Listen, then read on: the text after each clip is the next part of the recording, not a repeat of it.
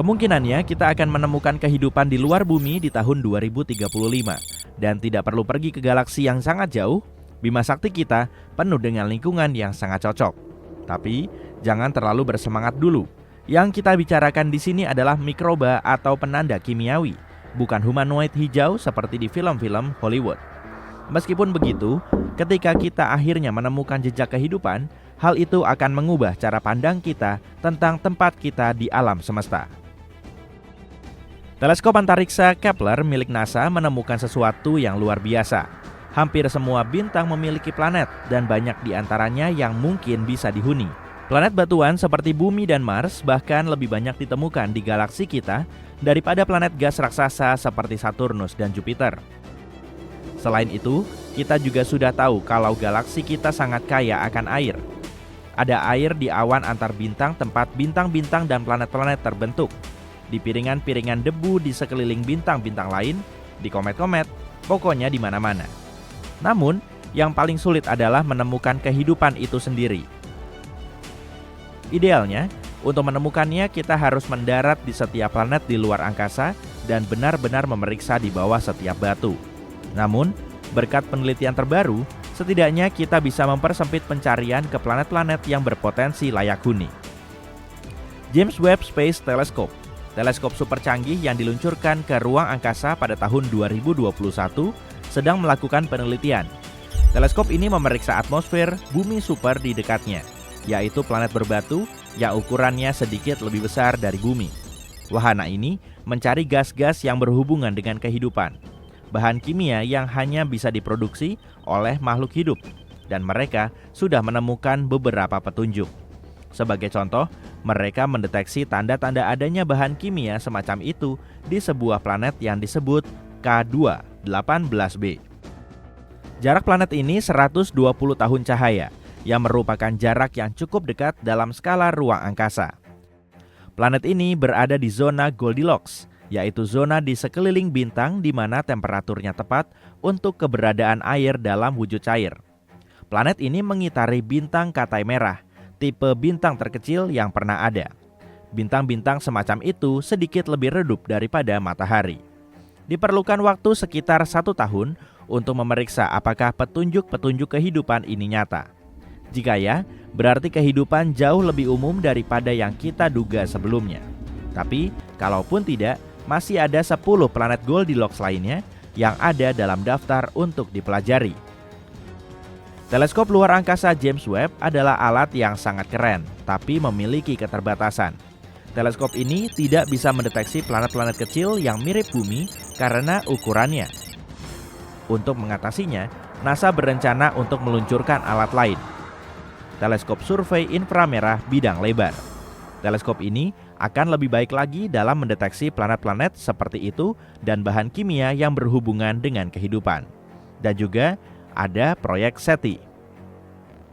SETI adalah singkatan dari Search for Extraterrestrial Intelligence. Proyek ini telah berburu makhluk luar angkasa sejak tahun 80-an. Mereka juga percaya bahwa kita akan menemukan tanda-tanda kehidupan dalam 10 tahun ke depan. Belum lama ini, mereka memulai sebuah proyek yang sangat besar dan keren. Proyek ini dinamakan COSMIC dan menggunakan serangkaian teleskop radio di New Mexico. Kalian mungkin pernah melihatnya di film Contact. COSMIC memungkinkan para ilmuwan untuk mendengarkan ratusan ribu, bahkan jutaan sistem bintang pada waktu yang sama. Teleskop-teleskop ini mengamati langit dan memeriksa data secara langsung. Jika ada sinyal yang menarik, para ilmuwan bisa langsung memeriksanya tanpa harus menunggu berminggu-minggu atau bahkan berbulan-bulan. Sinyal-sinyal itu sendiri seringkali muncul secara tiba-tiba dan singkat. Tapi, COSMIC bisa mendeteksi sinyal-sinyal terpendek yang berlangsung dalam hitungan nanodetik.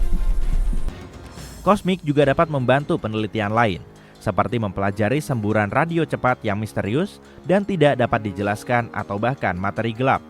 Ini adalah alat terbesar dan paling kuat untuk mencari kehidupan di luar bumi yang pernah kita ciptakan. Tapi, tidak cukup hanya dengan mendengarkan saja. Kenapa kita tidak mencari tahu sendiri? NASA telah mengirimkan beberapa sinyal ke luar angkasa. Pada tahun 2000, Deep Space Network mengirimkan sinyal ke satelit Pioneer 10. Tapi ada rintangan yang menghalangi, sebuah bintang Katai putih yang jaraknya 27 tahun cahaya dari bumi. Jika ada planet di sekeliling bintang itu, mungkin sinyal juga sampai ke sana. Jika ada spesies cerdas di sana, kita bisa menerima balasannya di tahun 2029. DSN terus mengirimkan transmisi yang kuat ke luar angkasa.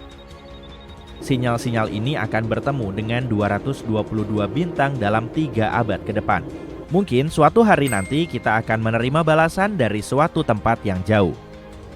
Tapi kenapa kita belum menerima jawaban? Ada sekitar 200 miliar galaksi di alam semesta. Masing-masing memiliki sekitar 100 miliar bintang. Jika 1% saja dari bintang-bintang itu memiliki satu planet, maka masih ada 200 kuintilion planet yang mungkin. Dan kita bisa mengerucutkannya lebih jauh lagi. Jika kemungkinan planet-planet itu memiliki kehidupan adalah 1:1 triliun, maka masih ada beberapa ratus ribu planet. Jadi, di mana semuanya? Ini adalah pertanyaan terkenal yang dikenal sebagai paradoks Fermi. Kemungkinan pertama tidak terlalu menakutkan. Ada kemungkinan alam semesta penuh dengan kehidupan, tapi kehidupan ini tidak cerdas dalam pengertian tradisional kita. Beberapa planet mungkin memiliki mikroba, burung atau dinosaurus luar angkasa. Hal ini disebut dengan teori Great Filter. Teori ini menyatakan bahwa ada filter tertentu yang harus diatasi oleh kehidupan untuk menjadi cerdas, dan mungkin spesies lain belum mampu mengatasinya. Coba pikirkan, kehidupan di bumi dimulai di lautan, kemudian merangkak ke daratan, beraneka ragam dalam berbagai bentuk. Punah dalam peristiwa besar sebanyak 5 kali, berevolusi lagi, dan akhirnya menjadi manusia. Kita membangun masyarakat, mengembangkan perawatan kesehatan, dan baru kemudian mulai mencari kehidupan lain. Ada ide lain yang disebut hipotesis Gaian bottleneck, yang pada dasarnya menunjukkan hal yang sama. Meskipun mungkin tidak terlalu sulit bagi kehidupan dasar untuk memulai, sangat sulit bagi kehidupan tersebut untuk bertahan dan berkembang dalam jangka waktu yang lama. Venus mungkin juga memiliki lautan dan kondisi yang mirip bumi, tapi ada yang tidak beres. Lautan di Venus mendidih karena efek rumah kaca yang tidak terkendali. Sekarang, Venus menjadi steril. Mars juga pernah memiliki air cair di permukaannya, dan bulan serta Merkurius memiliki atmosfer yang tebal untuk waktu yang singkat. Sementara itu, Bumi telah memiliki air cair di permukaannya selama hampir seluruh keberadaannya. Sangat langka dan luar biasa bagi sebuah planet untuk mempertahankan suhu dari 0 hingga 100 derajat Celcius selama jutaan tahun. Jadi, mungkin adalah suatu kesalahan untuk mencari kehidupan cerdas, terutama yang menggunakan teknologi yang sama dengan kita. Bagaimanapun juga, kehidupan cerdas berevolusi dalam kondisi yang sama sekali berbeda. Disitulah juga letak peran persamaan Drake. Ini adalah rumus yang memberi kita kesempatan untuk menghitung potensi kehidupan yang cerdas di sebuah planet. Untuk menghitung hasilnya, kita perlu mengetahui beberapa variabel. Berapa banyak bintang yang ada? Berapa banyak bintang yang memiliki planet? Kemungkinan planet-planet tersebut memiliki kehidupan, dan seterusnya. Sayangnya, kita belum mengetahui angka-angka ini dan hasilnya mungkin tidak signifikan. Tapi, mari kita asumsikan bahwa setidaknya ada satu spesies cerdas lainnya. Kenapa kita belum bertemu? Mungkin ada banyak alasan. Mungkin mereka tidak menganggap kita cukup menarik, atau mungkin masalahnya ada pada kita. Mungkin kita terus kehilangan sinyal mereka, atau mungkin kita melewatkan seluruh spesies itu sendiri. Alam semesta ini sangat besar dan kuno. Usianya lebih dari 14 miliar tahun. Jika kita memadatkan seluruh sejarah evolusi bumi ke dalam waktu 24 jam sehari, kehidupan itu sendiri dimulai pada pukul 4 pagi. Dinosaurus punah pada pukul 11 malam. Makhluk mirip manusia muncul 2 menit sebelum tengah malam. Dalam analogi ini, manusia baru ada selama 77 detik. Dan teknologi kita yang mampu mendeteksi kehidupan di luar bumi bahkan lebih baru lagi, kurang dari 1 detik. Dengan jarak dan rentang waktu yang begitu jauh, kemungkinan kita hidup di waktu yang sama dengan peradaban lain sangatlah kecil. Jika peradaban mereka hanya bertahan beberapa milenium, kita bisa dengan mudah melewatkan mereka sepenuhnya. Namun, bukan berarti kita harus berhenti mencari. Para ilmuwan khawatir bahwa sinyal radio bumi telah meredup seiring berjalannya waktu. Namun, sebuah penelitian terbaru menunjukkan bahwa yang terjadi justru sebaliknya. Jumlah satelit kita terus bertambah dan ini membuat planet kita lebih mudah dideteksi. Pada akhir dekade ini, kita bisa memiliki 100.000 satelit yang membuat bumi menjadi sangat terang dalam spektrum radio. Jika ada peradaban maju di luar sana, mereka akan dengan mudah menemukan kita bahkan dari jarak yang sangat jauh. Para astronom sangat optimis akan hal itu. Ada kemungkinan besar mereka akan menemukan makhluk luar angkasa selagi kamu dan aku masih ada. Sekarang ini Enceladus bulan es Saturnus dianggap sebagai salah satu tempat yang paling menjanjikan untuk mencari kehidupan di luar bumi. Para ilmuwan baru saja mendeteksi unsur terakhir dari 6 unsur yang dibutuhkan untuk terbentuknya kehidupan, yaitu fosfor. Unsur yang paling langka ini ditemukan di lautan Enceladus. Unsur langka ini membantu menyuburkan tanah di bumi, tapi kadar mineral ini di lautan tersembunyi di bulan yang jauh itu kemungkinan 100-1000 kali lebih tinggi dibanding di lautan bumi. Ini mungkin karena lautan di Enceladus kaya akan karbonat mirip dengan air soda, dan air soda ini kemungkinan melarutkan fosfat di dalam batuan di Enceladus. Penemuan baru ini juga menandakan kalau di bulan es Saturnus lainnya seperti Titan, airnya juga mungkin mengandung fosfor. Kenapa para ilmuwan sangat antusias dengan mineral ini? Itu karena fosfat, senyawa yang mengandung fosfor yang merupakan komponen penting bagi kehidupan di bumi. DNA, RNA, dan membran sel mengandung fosfor, tapi di antara 6 unsur yang dibutuhkan untuk kehidupan, yaitu karbon, hidrogen, nitrogen, oksigen, fosfor, dan belerang, fosfor menjadi yang paling jarang ditemukan. Pada tahun 2004, wahana Cassini memasuki debu dari cincin terluar kedua Saturnus yang disebut cincin E. Cincin ini terdiri dari butiran-butiran es yang dilontarkan Enceladus. Dan ketika mempelajari butiran-butiran es ini menggunakan Cosmic Dust Analyzer milik Cassini, para peneliti berhasil mendeteksi fosfor. Enceladus adalah bulan terbesar ke-6 Saturnus. Ukurannya tidak terlalu besar, hanya berdiameter 505 km. Ukurannya cukup kecil untuk muat di Arizona. Kita harus mencobanya nih sekali-sekali. Yang menarik, ketika wahana Cassini pertama kali tiba di Saturnus, para astronom menduga Enceladus hanyalah bola es yang membeku. Tapi kemudian, kejutan, para astronom melihat kumpulan partikel es dan uap air menyembur dari geyser di permukaan bulan ini. Jelas bahwa ada lautan luas di antara inti berbatu dan cangkang esnya. Para peneliti yang sama sebelumnya mendeteksi bahwa bulan Saturnus juga merupakan rumah bagi molekul organik yang kompleks. Awalnya para ilmuwan menduga fosfat bisa terperangkap di dalam inti batuan Enceladus dan benda langit serupa. Karena itu, hasil penelitian terbaru yang mengisyaratkan banyaknya fosfat di lautannya sangatlah mengejutkan. Para peneliti mengamati 305 butir es dari cincin es Saturnus dan mendapati 9 di antaranya mengandung fosfat. Hasil ini sangat jelas dan tidak diragukan. Ini sangat penting karena beberapa waktu lalu, fosfin, sebuah senyawa hidrogen dan fosfor, diyakini ada di awan Venus, tapi belum ada yang berhasil menemukan bukti untuk mendukung teori ini. Sedangkan di Enceladus, ini tidak ada perdebatan dan fosfat benar ada di sana. Para astronom menganggap Europa sebagai salah satu tempat paling menjanjikan di tata surya untuk mencari bentuk kehidupan baru. Hal ini karena Europa memiliki lautan air asin yang sangat luas dengan kedalaman 64 hingga 161 km. Iya, lautan ini tersembunyi di bawah lapisan es yang diperkirakan setebal 16-32 km. Tapi Europa masih berpotensi untuk dihuni. Para astronom menyatakan ada semburan air yang keluar dari celah-celah lapisan es dan melepaskan isi lautan bulan ini ke angkasa. Tentu saja akan sangat sulit bagi misi pencarian kehidupan untuk mengakses area sedalam itu. Sisi baiknya, para ilmuwan telah memiliki beberapa bukti adanya kolam yang jauh lebih dangkal yang mungkin berada lebih dekat dengan permukaan Europa. Kolam-kolam itu mungkin berada kurang dari 1,6 km di bawah es. Ada 2 hal menarik dari temuan ini. Pertama, ini memperkuat kemungkinan adanya kehidupan di Eropa, dan kedua, jika memang benar, ini akan mempermudah misi-misi di masa depan untuk menemukan kehidupan jika memang ada.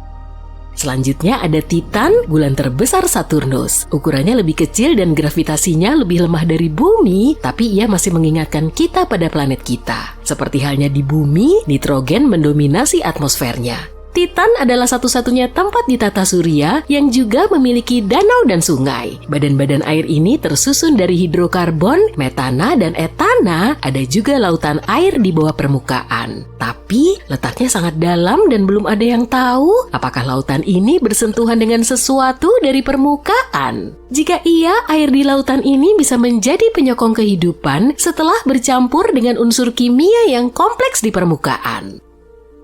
Tapi Enceladus dan bulan-bulan es lainnya bukanlah satu-satunya tempat di tata surya yang mungkin bisa atau pernah dihuni kehidupan. Pada tahun 2003, Mars Express, wahana antariksa yang diluncurkan oleh Badan Antariksa Eropa, menemukan metana di atmosfer Mars. Di planet kita, sebagian besar gas metana di atmosfer dihasilkan oleh makhluk hidup, misalnya oleh ternak yang mencerna makanan dan mengeluarkan gas. Akan tetapi para ilmuwan menduga metana di atmosfer Mars relatif stabil selama sekitar 300 tahun. Lalu pada tahun 2006, metana hampir seluruhnya lenyap dari planet merah. Dan itu terjadi 600 kali lebih cepat dari model yang diperhitungkan para peneliti. Pertanyaannya, apa atau siapa sih yang menghasilkan gas ini dan kemana perginya? Misteri Mars lainnya adalah mikroba yang mungkin tertidur di bawah permukaan Mars. Di sana mereka mungkin terlindung dari radiasi ganas yang berasal dari luar angkasa selama jutaan tahun. Para ilmuwan menyimulasikan kondisi di Mars di laboratorium untuk memeriksa apakah hal itu mungkin terjadi. Dan mereka takjub saat mengetahui bakteri bisa dengan mudah bertahan hidup dalam kondisi seperti itu selama 280 juta tahun. Wah, umur yang sangat panjang. Artinya jika memang ada kehidupan di Mars, kita bisa menemukan buktinya di bawah permukaannya dengan mengebor tanah planet ini. Saat ini tidak ada air yang mengalir di Mars dan sel atau spora akan mengering. Ditambah lagi suhu permukaan Mars mirip dengan suhu es kering. Dengan kata lain, Mars benar-benar membeku. Tapi mungkin ada 6 jenis bakteri dan jamur yang hidup di bawah tanah di planet merah. Jenis yang paling mungkin ditemukan dijuluki konensi bakteri karena sifatnya yang tangguh. Tapi hanya waktu yang bisa membuktikannya. Jika tidak menemukan kehidupan di luar bumi di tata surya, kita mungkin bisa mencarinya di eksoplanet, sebutan untuk planet di luar tata surya. Beberapa di antaranya tampak sangat menjanjikan loh. Eksoplanet yang paling dekat dengan bumi adalah Proxima Centauri b, jaraknya hanya 4,2 tahun cahaya dari bumi. Baru-baru ini para astronom mendapati bahwa planet ini lebih mirip bumi daripada dugaan awal. Ukurannya hanya 17% lebih besar dari planet tempat tinggal kita. Planet ini mengorbit bintang yang lebih redup dan lebih kecil daripada matahari. Proxima Centauri b berada di tengah-tengah zona layak huni bintangnya. Artinya ada kemungkinan air dalam wujud cair dan kehidupan ada di planet ini. Tampaknya eksoplanet ini terkunci pasang surut dengan bintang induknya karena hanya salah satu sisinya yang menghadap ke arah bintang dan sisi lainnya selalu berada dalam kegelapan. Para ilmuwan belum mengetahui apakah planet ini memiliki atmosfer. Planet ini berada sangat dekat dengan bintangnya dan menyelesaikan 1 kali orbit dalam waktu 11 hari bumi. Radiasi dari bintangnya mungkin menarik udara di planet tersebut. Jika demikian, Proxima Centauri b kemungkinan besar tidak memiliki air dalam wujud cair di permukaannya. Gliese 832c berjarak 16,2 tahun cahaya dari bumi. Dalam skema kosmik, ini sangat dekat. Masa eksoplanet ini 5 kali lipat masa bumi dan berada lebih dekat dengan bintang induknya. Itu sebabnya 1 tahun di planet ini hanya berlangsung selama 36 hari. Tapi karena bintang ini merupakan katai merah yang jauh lebih dingin dan redup dibanding matahari, Gliese 832c menerima cahaya dan panas yang sama dengan planet kita. Di saat yang sama, masih belum jelas apakah planet ini mirip dengan bumi. Planet ini mungkin memiliki atmosfer jauh lebih tebal yang menciptakan pemacuan efek rumah kaca. Fenomena ini terjadi ketika sebuah planet menyerap lebih banyak panas dari bintang induknya dibandingkan dengan panas yang dilepaskannya ke angkasa. Artinya, Gliese 832c lebih mungkin menyerupai Venus yang sangat panas daripada bumi yang relatif sejuk. Hei, ini bukan masalah buatku. Bayangkan sebuah dunia yang sunyi dan beku. Dunia ini sangat tua, sekitar 4,5 miliar tahun. Planet ini nyaris nggak dipanaskan oleh sinar matahari dan ditutupi oleh lapisan es yang tebal. Planet ini lebih kecil dari bulan, tapi sedikit lebih besar dari Pluto. Namanya Europa, satelit ke-6 Jupiter dan salah satu bulan terbesar di tata surya. Tapi, hal yang paling menarik dari tempat yang sangat jauh ini, tempat ini mungkin punya kehidupan. Ahli astronomi menganggap Europa sebagai salah satu tempat yang paling menjanjikan di tata surya untuk mencari bentuk kehidupan baru. Alasannya, bulan ini punya lautan air asin yang sangat luas dengan kedalaman 64-160 km. Ya, lautan ini tersembunyi di bawah lapisan es yang diperkirakan setebal 16-32 km. Tapi, bulan ini masih berpotensi untuk dihuni. Ahli astronomi menyatakan gumpalan air meletus dari celah-celah di lapisan es dan melepaskan isi lautan bulan keluar angkasa. Tentu saja akan sangat menantang bagi misi pencarian kehidupan untuk mengakses lingkungan yang begitu dalam. Sisi baiknya, para ilmuwan sudah punya beberapa bukti ada kolam yang jauh lebih dangkal yang mungkin berada lebih dekat ke permukaan bulan. Kolam-kolam itu mungkin berada kurang dari 1,6 km di bawah es. Dan ada dua hal yang menarik dari berita ini. Pertama, berita ini meningkatkan kemungkinan adanya kehidupan di Europa. Dan yang kedua, kalau memang benar, hal ini akan mempermudah misi-misi di masa depan untuk menemukan bentuk-bentuk kehidupan ini, kalau memang ada. Yang menarik, penemuan baru tentang kolam dangkal ini terjadi karena keberuntungan semata. Ilmuwan yang memimpin penelitian ini, Rayleigh Kullberg, secara nggak sengaja melihat presentasi koleganya, seorang ilmuwan planet. Ilmuwan tersebut menunjukkan gambar punggung bukit ganda di permukaan Europa. Dan Kullberg ingat, dia pernah melihat punggung bukit serupa di bumi. Tapi, meskipun formasi seperti itu jarang ditemukan di planet kita, di Europa ada jauh lebih banyak. Studi berikut menunjukkan pegunungan di bulan Jupiter mungkin merupakan hasil dari siklus tertentu, mirip dengan siklus di bumi. Dalam siklus ini, air cair membeku dan kemudian mencair di dalam lapisan es, yang merupakan lingkungan yang bertekanan tinggi. Hal ini menyebabkan lapisan es bergerak ke atas berulang-ulang, menciptakan struktur berpuncak dua, atau setidaknya itulah yang terjadi di bumi. Kalau proses di Europa serupa, maka hal ini bisa membuktikan keberadaan perairan dangkal di satelit tersebut. Tentu saja, temperatur, tekanan, dan kimiawi di Europa sangat berbeda, dan para ilmuwan belum tahu bagaimana perilaku es di sana. Karena itu, mereka nggak bisa memahami seberapa dalam atau besar kantong-kantong air atau berapa lama waktu yang dibutuhkan untuk mencair. Yang jelas, lingkungan di bawah es di Europa sangat mungkin terlindung dari radiasi Jupiter yang menghantam permukaan satelit. Dengan demikian, kemungkinan adanya kehidupan di Europa semakin besar. Sekarang, mari kembali ke fakta bahwa lautan di Europa tampak asin. Garis-garis merah di permukaan satelit mungkin punya warna ini karena kandungan kimianya. Kemungkinan besar itu adalah campuran air dan garam yang membeku. Ini sangat nggak biasa karena komposisi seperti itu nggak cocok dengan zat apapun yang dikenal di bumi. Adapun bintik-bintik kuning di permukaan Europa mungkin disebabkan oleh keberadaan natrium klorida. Kamu mungkin mengenal zat ini sebagai garam dapur. Ilmuwan mencoba menciptakan kembali kondisi di Europa di laboratorium. Mereka menemukan dengan menggabungkan air, garam dapur, suhu beku, dan tekanan tinggi, mereka bisa mendapatkan jenis kristal padat yang baru. Zat ini mungkin ada di dasar lautan Europa dan di permukaan bulan. Tapi, selain informasi ini, peneliti masih belum tahu banyak. Mudah-mudahan kita akan menemukan jawaban atas beberapa pertanyaan ini sekitar tahun 2030.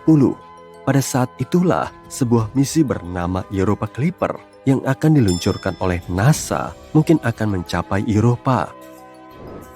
Misi ini akan melakukan beberapa kali terbang lintas dan mencari tahu apakah ada bentuk kehidupan di bulan. JUICE, singkatan dari Jupiter Icy Moons Explorer, milik Badan Antariksa Eropa, juga akan mengunjungi Europa dalam beberapa tahun ke depan. Tapi Europa bukan satu-satunya tempat di tata surya yang mungkin menjadi tuan rumah atau pernah menjadi tuan rumah bagi kehidupan. Pada 2003, Mars Express, wahana antariksa yang diluncurkan oleh Badan Antariksa Eropa, menemukan metana di atmosfer Mars. Di planet kita, sebagian besar gas di atmosfer dihasilkan oleh makhluk hidup, misalnya oleh ternak yang mencerna makanan. Namun, ilmuwan menduga metana stabil di atmosfer Mars selama sekitar 300 tahun. Lalu, pada 2006, metana hampir seluruhnya lenyap dari planet merah, dan itu terjadi 600 kali lebih cepat dari yang diperkirakan oleh model para peneliti. Pertanyaannya, apa atau siapa yang menghasilkan gas tersebut dan kemana perginya? Misteri Mars lainnya adalah mikroba yang mungkin tertidur di bawah permukaan Mars. Di sana, mereka mungkin terlindung dari radiasi keras yang datang dari luar angkasa selama jutaan tahun. Para ilmuwan mensimulasikan kondisi di Mars di laboratorium untuk memeriksa apakah hal itu mungkin benar, dan mereka takjub saat mengetahui bakteri bisa dengan mudah bertahan hidup dalam kondisi seperti itu selama 280 juta tahun. Artinya, kalau memang ada kehidupan di Mars, kita bisa menemukan buktinya di bawah permukaan planet dengan mengebor tanah Mars. Saat ini, gak ada air yang mengalir di Mars dan sel atau spora akan mengering. Ditambah lagi, suhu permukaannya mirip dengan suhu es kering. Dengan kata lain, permukaan planet ini sangat beku. Dan tetap saja ada 6 jenis bakteri dan jamur yang hidup di bawah tanah di planet merah. Yang paling mungkin adalah yang dijuluki Conan si bakteri karena sifatnya yang tangguh. Ya, kurasa waktu yang akan membuktikannya. Sekarang mari kita beralih ke Venus. Pada 2020, ilmuwan mengumumkan di atmosfer Venus yang beracun ada sesuatu yang mungkin berarti adanya kehidupan. Sayangnya, ilmuwan gak punya bukti karena gak ada kesempatan untuk mengumpulkan spesimen mikroba atau mengambil foto kehidupan di luar bumi. Tapi mereka mengklaim telah menemukan bahan kimia yang disebut fosfin di sana, dan itu adalah hal yang besar. Kalau bukan bahan kimia yang sebelumnya gak diketahui yang memproduksi gas ini, maka mungkin ada semacam kehidupan mikroba yang terlibat dalam prosesnya. Fosfin terdiri dari 3 atom hidrogen dan 1 atom fosfor. Gas ini beracun bagi semua bentuk kehidupan darat yang membutuhkan oksigen, termasuk manusia. Di planet kita, fosfin bisa ditemukan di tempat-tempat yang gak memiliki atau hanya memiliki sedikit oksigen. Misalnya, rawa-rawa dan air payau. Gas ini dibuat oleh campuran kompleks bakteri yang hidup di sana. Ini juga bisa diproduksi secara industri. Kalau dipikir-pikir, fosfin gak seharusnya ada di atmosfer Venus. Gas ini butuh tekanan dan temperatur yang tepat dan bertonton hidrogen untuk terbentuk. Gak mengherankan kalau kita menemukannya di Saturnus atau Jupiter, 2 planet raksasa gas yang terkenal. Tapi di Venus, benar-benar gak terduga. Gak mungkin fosfin bisa diproduksi secara alami di planet ini. Sejumlah kecil fosfin bisa terbentuk saat letusan gunung berapi, badai petir, mineral yang terlontar ke permukaan, atau meteorit yang masuk ke atmosfer Venus. Tapi jumlahnya nggak sebanyak yang diperkirakan para astronom, dan hal itu membuat para ilmuwan curiga. Tapi mereka terlalu senang dengan penemuannya. Mereka mungkin mengira itu berarti ada kehidupan di Venus. Namun, kalaupun gas ini diciptakan oleh organisme misterius, masih menjadi pertanyaan besar bagaimana mereka bisa bertahan hidup di Venus. Di bumi, beberapa mikroba bisa hidup di lingkungan dengan tingkat keasaman 5%, tapi nggak lebih dari itu. Namun, di Venus, awan hampir seluruhnya terbuat dari asam, mengandung lebih dari 90% asam sulfat.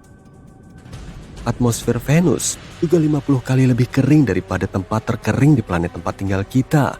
Dan memang pada 2022, berkat teleskop yang lebih baik dan beresolusi lebih tinggi, disimpulkan gak ada fosfin di atmosfer Venus. Ataupun kalau ada, jumlahnya sangat sedikit.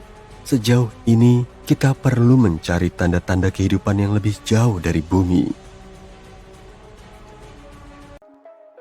Kita sudah lama memimpikan kehidupan di Mars. Tidak hanya tentang menanam kentang di sana di masa depan, tapi juga tentang semua kentang yang mungkin ada di sana di masa lalu. Apakah pernah ada kehidupan di Mars? Baru-baru ini, para ilmuwan menemukan sesuatu yang bisa jadi bukti akan hal itu. Ayo cari tahu apa yang terjadi. Mars adalah planet keempat dari Matahari. Manusia belum pernah menginjakan kaki di Mars, tapi robot-robot sudah pernah menjelajahinya. Wahana antariksa pertama yang mengunjungi planet merah ini adalah Viking milik NASA. Wahana ini diterbangkan ke sana pada tahun 1976 dan mengirimkan banyak data menarik.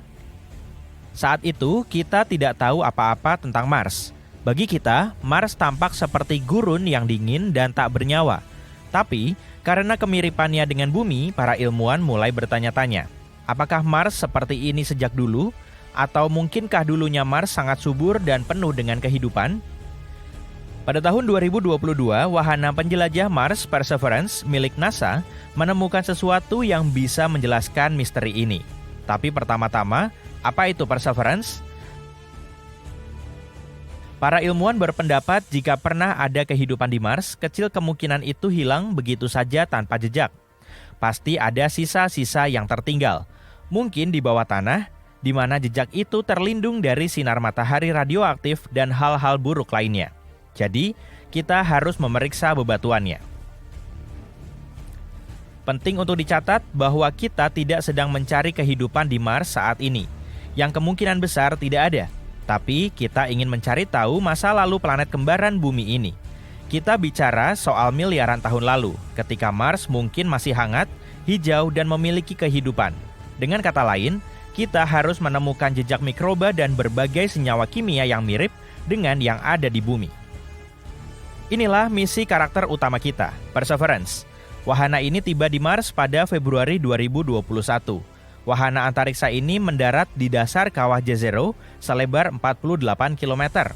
Setelah mendarat, wahana ini meluncur ke arah barat ke tempat yang mendorong para ilmuwan untuk memilih Jezero sebagai lokasi penelitian. Tempat ini adalah delta sungai yang mengering, dan bekas sungai ini sudah berusia lebih dari 3,5 miliar tahun. Kawah Jezero sendiri dulunya sebuah danau besar. Yap, ternyata di Mars pernah ada air, dan para ilmuwan menduga tempat ini cocok untuk menjadi rumah bagi mikroba. Itulah yang dilakukan bakteri di bumi. Mereka bersembunyi di kedalaman danau dan kolam. Jadi, kita mungkin bisa menemukan jejaknya di sana. Para peneliti percaya bahwa danau ini memiliki nilai ilmiah tertinggi dalam keseluruhan misi. Peluang tertinggi untuk menemukan batuan tempat bakteri dapat bertahan hidup ada di sini, di Jezero. Jadi Perseverance pergi ke delta ini. Perjalanannya tidak mudah. Wahana ini sedikit meleset dan mendarat lebih jauh dari yang direncanakan. Seperti kata-kata dalam satu film terkenal, manuver kecil ini akan mengorbankan 51 tahun waktu kita. Untungnya, Perseverance hanya butuh waktu 1 tahun, dan dalam perjalanannya, ia bisa sedikit menjelajahi Jezero. Wahana penjelajah ini menggunakan alat bawaan yang kompleks untuk menjelajahi Mars. Alat ini disebut Scanning Habitable Environments with Raman and Luminescence for Organics and Chemicals, atau disingkat SHERLOC. Wah, NASA sangat suka membuat singkatan. Saat alat ini mendekati delta, sinyal molekul organik semakin kuat. Tak lama kemudian, sinyal-sinyal ini ada di mana-mana dan menjadi sinyal paling terang yang pernah dilihat oleh para ilmuwan. Apa artinya ini? Mudah sekali, Watson. Kamu tahu kawan Sherlock ini kan? Saatnya menggali. Sejak Juli 2021, Perseverance telah mengebor dan mengumpulkan 4 inti batuan sedimen yang tipis. Jumlah total batuan yang terkumpul saat ini adalah 12. Ini kali pertama dalam sejarah kita mengumpulkan sesuatu yang seperti ini di planet lain. Keempat inti ini ditemukan di 2 batuan yang dinamai Skinner Ridge dan Wildcat Ridge. Sepasang inti pertama yang berasal dari Skinner Ridge sekilas tidak tampak menarik Keduanya sangat mirip dengan yang bisa kita temukan di banyak tempat di bumi. Namun jika diamati lebih dekat, ada butiran-butiran bulat materi gelap. Butiran-butiran gelap ini bisa jadi dulunya berasal dari sungai purba, sungai yang sama yang mengalir ke Jezero. Mungkin saja sungai tersebut membawanya dari tempat yang berjarak ratusan mil dari Jezero, dan itu sangat menarik. Jika kita mempelajari inti ini, kita bisa mempelajari lebih banyak lagi tentang sudut-sudut Mars yang jauh. Ya, memang tidak ada sudut di sana, tapi kamu paham maksudnya. Kemudian pada bulan April 2022, Perseverance tiba di Delta, dan akhirnya para ilmuwan menemukan apa yang mereka cari. Penemuan ini sangat membuat mereka gembira. Mereka menemukan 2 inti lagi yang menyimpan zat organik. Keduanya diambil dari Wildcat Ridge. Lokasinya sangat dekat dengan Skinner Ridge, tapi kedua batuan itu sangat berbeda satu sama lain. Sampel-sampel ini berwarna lebih terang dan lebih seragam. Kemungkinan besar itu adalah batu lumpur, batuan yang tidak biasa, mirip tanah liat tapi lebih keras dan tidak bisa menyerap air. Sampel-sampel ini juga berbutir lebih halus daripada inti dari Skinner Ridge. Kenapa ini penting? Karena semakin halus butiran di dalam batu, semakin besar kemungkinan adanya jejak kehidupan masa lalu di dalamnya. Di bumi, batu-batu berbutir halus paling sering berada di dasar kolam dan tempat-tempat serupa. Di sana, batu-batu ini bisa menyimpan sisa-sisa organisme yang sudah mati dan zat-zat serupa selama bertahun-tahun. Dan inilah yang kita temukan di batu-batu tersebut. Selain itu, menurut para ilmuwan ada lebih banyak zat organik di kedua inti ini daripada di tempat lain yang diteliti oleh Perseverance sejauh ini. Zat organik itu mungkin terakumulasi ketika danau menguap secara bertahap miliaran tahun lalu. Jadi, benar-benar ada kehidupan di Mars? Tenang dulu. Zat organik adalah molekul yang mengikat karbon. Dan ya, di bumi, zat ini paling sering dikaitkan dengan kehidupan, tapi tidak selalu. Terkadang karbon bisa terbentuk karena hal lain. Karena itu, kita belum bisa memastikan apakah pernah ada kehidupan di Mars. Kita tidak tahu apakah molekul-molekul ini benar-benar berasal dari mikroba Mars atau merupakan hasil dari hal lain. Tapi, penemuan ini tetaplah sangat signifikan. Kita harus terus menggali lebih dalam lagi. Untuk mempelajari materi organik ini lebih lanjut, para ilmuwan perlu mengumpulkan beberapa sampel batuan berbutir halus. Akan sangat bagus juga untuk mempelajari materi yang ada di sekitar lokasi penampung air ini. Perseverance sudah pindah ke area lain, ke tempat dengan nama yang indah, yaitu Enchanted Lake. Wahana ini perlu mencari hal-hal serupa di sana. Ia juga akan terus mempelajari Danau Jezero. Pada akhirnya, Perseverance mendaki ke puncak delta dan melakukan penjelajahan ke lokasi-lokasi kuno di luar kawah. Sebelum akhir tahun 2022, Perseverance mungkin sudah membawa 6 atau lebih sampel inti Mars. Sayangnya, peralatan yang cukup kompleks ini masih sangat terbatas. Data ini saja tidak akan cukup untuk mendapatkan gambaran yang lengkap. Oleh karena itu, NASA berencana mengirim wahana antariksa lain ke Jezero di tahun-tahun mendatang. Bersama dengan Badan Antariksa Eropa, mereka sedang mengerjakan misi robotik berikutnya yang dikenal sebagai Mars Sample Return. Namanya sudah cukup jelas. Perangkat ini akan tiba dan mengambil seluruh sampel dari mesin penjelajah lama, Perseverance. Setelah itu, sampel-sampel ini akan dikirim ke bumi meskipun tidak melalui Amazon Prime, dan kemudian para ilmuwan akan dapat menganalisisnya di laboratorium canggih. Namun, semua ini akan memakan waktu sangat lama. Peluncuran misi ini dijadwalkan pada tahun 2027-2028, dan wahana antariksa ini baru akan kembali pada tahun 2033. Tapi jika semua berjalan lancar, ini akan menjadi sampel pertama dalam sejarah yang dikirim ke bumi dari Mars. Dengan kata lain, masih ada banyak ruang untuk penelitian. Dan ya, kita belum tahu arti sebenarnya dari penemuan ini. Tapi memang itulah tujuan utama misi ini, bukan? Dan siapa yang tahu, mungkin dalam beberapa tahun lagi kita akan tahu kebenaran tentang apa yang terjadi di Mars miliaran tahun lalu. Oh, lihat penghuni Mars itu. Kamu tertipu.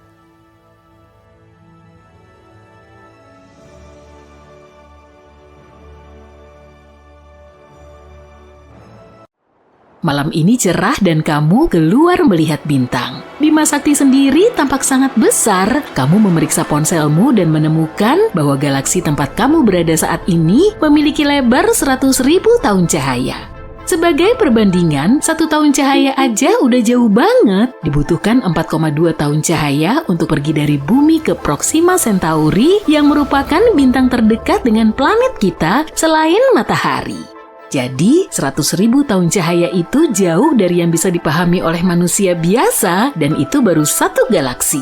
Masih banyak lagi galaksi lain di luar sana. Nah, dari data ini, tampaknya sangat tidak mungkin kalau kita adalah satu-satunya bentuk kehidupan yang ada kan? Tapi kenapa kita belum pernah menemukan bentuk kehidupan lain sejauh ini? Mari kita luruskan satu hal. Kehidupan di luar bumi nggak selalu berarti tentang makhluk hijau. Bisa juga berarti mikroorganisme, bakteri, dan tanaman yang dapat ditemukan di planet lain. Sebenarnya ada spektrum besar kemungkinan kehidupan di planet lain dan dengan mempertimbangkan bahwa ada 50 miliar planet di Bima Sakti, sangat kecil kemungkinannya cuma ada kita di alam semesta yang luas ini. Seperti apa kehidupan di planet lain? Inilah yang telah kita cari tahu selama bertahun-tahun. Yuk coba pikirkan bareng-bareng. Sebuah planet mungkin tidak memiliki kehidupan saat ini, tapi bisa jadi planet itu memiliki jejak-jejak bahan organik atau fosil yang berarti ada makhluk hidup yang pernah hidup di sana. Bisa juga ada planet di luar sana yang memiliki kehidupan dengan biokimia kompleks yang berarti planet itu bisa memiliki fauna seperti yang kita miliki di bumi, meski mungkin nggak sama. NASA menciptakan ilmu khusus yang didedikasikan untuk mempelajari bentuk-bentuk kehidupan di luar bumi. Ilmu ini disebut astrobiologi. Sejak badan antariksa ini didirikan pada tahun 1958, tidak butuh waktu lama untuk memulai mencari kehidupan di luar bumi. Mereka segera menyusun rencana aksi. Pertama, mereka perlu memahami bagaimana kehidupan di bumi terbentuk, dan kedua, bagaimana kehidupan bisa terbentuk di planet lain. Kali pertama NASA mencoba mencari kehidupan di luar angkasa adalah pada tahun 1976. Pendarat Viking meluncur ke luar angkasa menuju Mars dan ada harapan besar bahwa manusia akan menemukan bukti pertama adanya kehidupan di luar bumi. Sayangnya pendarat itu kembali dengan gambar-gambar planet yang tampak tandus dan suram dan para ilmuwan sangat kecewa. Kesimpulan ilmiah mengenai apakah kehidupan bisa dideteksi di sana masih membingungkan. Tapi kamu harus tahu apa yang kamu cari untuk bisa menemukannya kan? Kegagalan misi Viking telah memicu perdebatan hangat di antara para ilmuwan NASA untuk mendefinisikan apa arti kehidupan yang sebenarnya. Dan itu juga menarik perhatian mereka pada sebuah detail kecil tapi sangat penting. Wahana antariksa yang berangkat dari bumi biasanya mengangkut mikroorganisme dan bakteri secara nggak sengaja karena bakteri-bakteri tersebut menempel pada wahana itu. Ternyata bakteri-bakteri ini bisa mencemari sampel yang diambil para ilmuwan, jadi mereka perlu mempertimbangkan hal ini. Semua ini membuat ekspedisi Mars mundur dari rencana jangka pendek NASA, muncullah pertanyaan baru yang menjadi prioritas utama. Apa saja jenis dan tahapan kehidupan yang bisa diidentifikasi oleh program antariksa? Para ilmuwan mungkin pernah menemukan kehidupan di planet lain, tapi mereka tidak bisa mengidentifikasinya sebagai kehidupan. Itulah sebabnya NASA mulai mempelajari planet kita sendiri dengan lebih baik. Mereka mempelajari segalanya, mulai dari bentuk kehidupan purba yang hidup miliaran tahun lalu, hingga makhluk hidup yang berkeliaran di planet kita saat ini. Mereka paham bahwa pencarian harus dilakukan ke dalam dan juga keluar. Mari kita lihat perkembangan kehidupan di bumi sejak awal. Bayangkan bahwa perkembangan ini diwakili sebagai sebuah tangga dan setiap tahap perkembangannya adalah anak tangga yang lebih besar. Pertama, kita akan melihat kimia dasar, sebuah elemen kimia lepas seperti yang kita lihat dalam tabel periodik. Namun, elemen ini perlu menyusun dirinya sendiri ke struktur yang lebih kompleks untuk dapat mereplikasi diri, berubah, dan berevolusi. Hal ini akan terjadi pada anak tangga kedua, di mana kita mulai melihat pembentukan organisme mikroskopis. Di anak tangga ketiga, sel-sel ini bergabung menjadi makhluk multiseluler yang memungkinkan adanya kompleksitas dan variasi yang lebih banyak. Anak tangga di atas menghasilkan spesies yang dapat berevolusi dengan otak besar, memungkinkan penggunaan alat, budaya, dan pengetahuan bersama. Disitulah manusia berada. Melihat tangga ini, orang mungkin bertanya, jadi apa yang dibutuhkan organisme multiseluler untuk berevolusi menjadi manusia yang sempurna? Inilah yang disebut dengan filter besar. Ini adalah lompatan evolusi besar yang membutuhkan banyak usaha dan kondisi lingkungan yang sempurna untuk mewujudkannya. Dan mengingat bahwa kita belum pernah mendengar tentang peradaban lain di luar sana, mungkin cuma kita yang mampu melakukan lompatan ini. Lagi pula, seberapa besar kemungkinan kita bisa menemukan kehidupan di luar bumi yang mirip dengan kita? Hal ini bergantung pada seberapa banyak planet yang ada di luar sana di zona Goldilocks bintangnya, yaitu area di sekeliling bintang di mana air bisa berwujud cair. Dan karena bintang-bintang ini memiliki berbagai macam ukuran dan bentuk, maka zona ini berbeda bagi setiap sistem bintang. Tapi itu bukan satu-satunya kriteria yang kita tahu untuk bisa mengetahui adanya kehidupan. Kita biasanya mencari 3 hal untuk mendeteksi kehidupan: air dalam bentuk cair, metana, dan oksigen. Air memungkinkan komponen-komponen kimiawi bercampur dan bergabung membentuk makhluk multiseluler. Metana dihasilkan dari proses penguraian yang dilakukan oleh bakteri, dan oksigen adalah produk sampingan dari respirasi tanaman. Ini adalah beberapa tanda yang diprogram untuk dicari oleh teleskop James Webb. Teleskop James Webb memiliki tujuan ambisius yang dapat merevolusi ilmu pengetahuan antariksa. Prioritas utamanya adalah mendeteksi bentuk-bentuk kehidupan dengan mempelajari galaksi-galaksi kecil yang mengorbit Bima Sakti. Teleskop ini juga akan mencari bintang-bintang tertua di alam semesta dan mencoba mengumpulkan data tentang asal-usul alam semesta itu sendiri. Luar biasa ya! NASA bertaruh pada 2 variabel dengan teleskop baru ini. Pemindaian menyeluruh terhadap apa yang disebut eksoplanet alias planet dari luar tata surya, dan pencarian ekstremofil, jenis kehidupan yang menyukai lingkungan ekstrem. Ekstremofil pertama kali ditemukan di bumi pada tahun 1960-an, ditemukan di dasar laut di dekat Kepulauan Galapagos. Para ilmuwan menemukan mikroorganisme yang hidup di dekat ventilasi hidrotermal yang tersebar di dasar laut di bagian dunia tersebut. Berkembang pesat di tempat-tempat seperti ini dengan suhu ekstrem lebih dari 370 derajat Celcius membutuhkan ketangguhan yang serius. Bayangin aja panasnya. Penemuan ini merupakan titik balik bagi bidang astrobiologi karena para ilmuwan memahami bahwa kehidupan bisa bertahan dalam kondisi yang sangat keras, mirip dengan atmosfer yang ada di beberapa eksoplanet. Tapi kehidupan mungkin saja muncul di lingkungan kita sendiri kalau kita cukup beruntung. Dipandu oleh moto ikuti air mengalir, NASA meluncurkan 2 misi penting di dalam tata surya kita yang dapat berkontribusi besar dalam pencarian kehidupan di luar bumi. Kamu ingat Jupiter kan? Planet gas raksasa yang punya bulan bernama Europa. Beberapa tahun lalu, para ilmuwan menemukan kalau Europa memiliki lautan yang tersembunyi di balik lapisan kerak es. Dan masih ada lagi, menurut penelitian, air di Europa itu asin sama seperti air yang ada di bumi. Europa adalah pesaing besar untuk mendeteksi kehidupan, tapi misi Europa Clipper tidak bertujuan untuk mengidentifikasi hal ini. Sebaliknya, Europa Clipper akan mengorbit bulan itu dan mengumpulkan informasi sebanyak mungkin tentang kondisi atmosfernya. Misi lain yang juga akan mengorbit bulan adalah Dragonfly, sebuah octocopter yang akan menjelajahi bulan Saturnus, Titan. Peluncurannya diprogram untuk tahun 2027 dan baru akan tiba di orbit Titan sekitar tahun 2034. Wahana ini akan mengambil sampel dan memeriksa serangkaian lokasi yang menjanjikan di sekitar bulan es Saturnus, dan siapa tahu bisa menemukan informasi baru mengenai kehidupan ekstraterestrial. Kita lihat aja bagaimana nanti, tapi menurutku sih kita udah selangkah lagi menuju penemuan besar. Halo penduduk bumi, jika kamu berpikir bahwa kamu istimewa karena tinggal di satu-satunya planet yang bisa dihuni di luar sana, pikirkan lagi deh. Apa yang membuat sebuah planet cocok untuk kehidupan? Ada banyak faktor seperti planet itu sendiri, tetangganya, dan bintang yang diorbitnya. Planet Laikuni pada dasarnya adalah planet yang bisa menopang kehidupan dengan berbagai hal seperti akses ke air, sumber energi, dan nutrisi. Bumi misalnya berada di titik manis yang dikenal sebagai zona Laikuni, di mana ia bisa memiliki air dalam bentuk cair di permukaannya. Tapi hanya dengan berada di zona ini tidak berarti sebuah planet bisa dihuni. Faktor-faktor seperti tingkat radiasi yang sangat tinggi bisa membuat sebuah planet tidak bisa dihuni meskipun temperaturnya tepat. Jadi intinya kita butuh air, sesuatu untuk mengorbit, dan seperangkat nutrisi yang berasal dari bahan kimia yang bisa ditemukan di tabel periodik unsur Mendeleev atau makanan ringan yang kamu beli.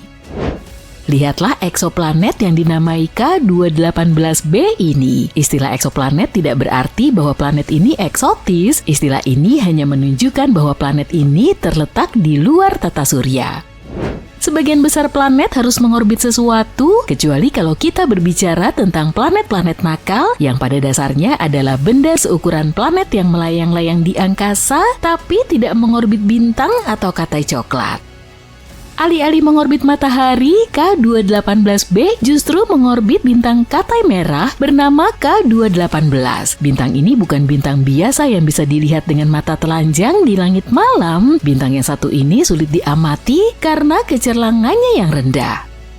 K218b memang planet yang sangat jauh. Planet ini berada pada jarak 28 parsek dari bumi. 1 parsek sama dengan 31 triliun kilometer. Coba deh kamu hitung. Petunjuk, banyak angka nolnya. K218b adalah sub Neptunus yang artinya memiliki radius yang lebih kecil dari Neptunus. Tapi planet ini jauh lebih besar daripada tempat tinggal kita yang sederhana ini. Ukurannya sekitar 2,6 kali jari-jari bumi. Dari segi berat, K218b ini jauh lebih besar dari bumi, sekitar 8 kali lebih masif. Planet ini membutuhkan waktu 33 hari untuk mengelilingi bintang induknya, dan ia menerima cahaya bintang yang sama banyaknya dengan yang diterima bumi dari matahari. Planet ini memiliki intensitas cahaya 1,28 kali lebih besar daripada bumi dan memiliki suhu keseimbangan minus 2 derajat Celcius. Ini bukan berarti bahwa K218b terasa seperti New York di bulan Januari. Ini hanya memberi kita gambaran tentang suhu teoritis yang ada di sana. Suhu keseimbangan planet pada dasarnya adalah suhu yang akan dimiliki planet jika dia memiliki radiasi yang seimbang. Suhu ini terjadi ketika jumlah panas yang keluar dari planet sama dengan jumlah panas yang masuk. Jarak triliunan mil yang memisahkan kita tidak menjadi masalah bagi teleskop-teleskop canggih seperti teleskop antariksa Kepler yang menemukan planet ini serta teleskop antariksa James Webb yang sedang mempelajari atmosfernya. Pada tahun 2019, para ilmuwan mengumumkan mereka menemukan uap air di atmosfer eksoplanet K218b. Hal ini memicu ketertarikan yang lebih besar pada dunia yang aneh ini. 4 tahun kemudian, teleskop Webb mendeteksi karbon dioksida dan metana yang berputar-putar di udara planet ini. Karbon dioksida pada dasarnya adalah sahabat kita di bumi. Manusia membutuhkannya untuk bernapas dengan baik dan menjaga pH darah kita, dan tanaman juga menyukai zat ini karena membantu mereka membuat oksigen melalui fotosintesis. Jelas kita tidak bisa bertahan hidup tanpanya, begitu juga tanpa metana. Tapi permata kecil ini membuat beberapa ilmuwan semakin bersemangat karena ditemukannya beberapa molekul gas dimetil sulfida di atmosfer. Pada tahun 2023, para ilmuwan dari University of Cambridge menemukan molekul-molekul berbasis karbon seperti metana dan karbon dioksida di K218b dengan bantuan JWST.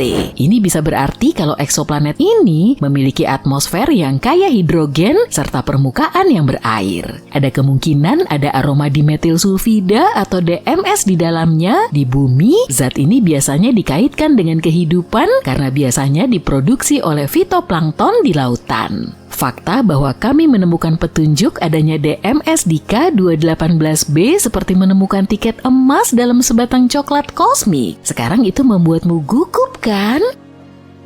Mengapa DMS begitu penting? DMS adalah pahlawan super di planet kita yang memainkan peran penting dalam siklus belerang dan bahkan mempengaruhi iklim kita dengan membantu pembentukan awan. Dan menemukan DMS di planet lain bisa jadi pertanda adanya kehidupan yang mirip dengan kehidupan di bumi. Sepertinya planet ini adalah tempat yang menyenangkan dengan suhu yang tidak terlalu panas dan semua nutrisi yang tepat untuk membuat kita tetap hidup. Jadi gimana pendapatmu tentang penampakannya secara keseluruhan? Mungkin planet ini membutuhkan waktu beberapa juta tahun untuk terbentuk, meskipun suhu di bawah tanah mungkin memanas, tapi seharusnya tidak ada perbedaan besar di permukaannya. Beberapa ahli percaya planet ini bisa menjadi rumah bagi lautan air atau lava cair dengan atmosfer yang kaya akan hidrogen, menyerupai raksasa gas seperti Uranus atau Neptunus. Yang satu ini tidak terlalu cocok dengan standar bumi karena atmosfer kita sebagian besar terbuat dari nitrogen. Jika ada lautan, kemungkinan besar lautan tersebut berada di bawah lapisan es dan batu yang tebal yang dapat mengacaukan iklim planet ini. Ketika cuaca menjadi sangat panas, batas antara lautan dan langit menjadi kabur. Kita tidak yakin apakah ada lautan cair di K218b dan sulit untuk melihatnya dari jauh. Hanya dengan melihat ukuran dan berat planet ini saja tidak akan memberikan jawaban. Seluruh lautan cair masih simpang siur. Awalnya kita mengira air dalam kondisi superkritis lebih mungkin terjadi, tapi pengamatan baru menunjukkan adanya lautan cair. Gas-gas yang mencurigakan seperti hidrokarbon dan amonia mungkin bergerak dari udara ke dalam air jika memang ada samudra, yang berarti tidak ada batas yang jelas antara langit dan laut. Tapi beberapa ahli mengatakan lautan batu yang meleleh bisa saja melakukan hal yang sama. Yang lain berpendapat pengaturan Neptunus mini yang kaya gas juga bisa menjelaskannya. Teleskop Hubble melakukan pengamatan dan menemukan kalau K218b memiliki atmosfer yang dipenuhi hidrogen. Mereka menduga ada uap air yang juga berada di sana, tapi itu masih menjadi misteri. Rupanya, teleskop antariksa James Webb berhasil mengintip dan melihat kurang dari 0,1% uap air, mungkin karena planet ini memiliki atmosfer yang kering.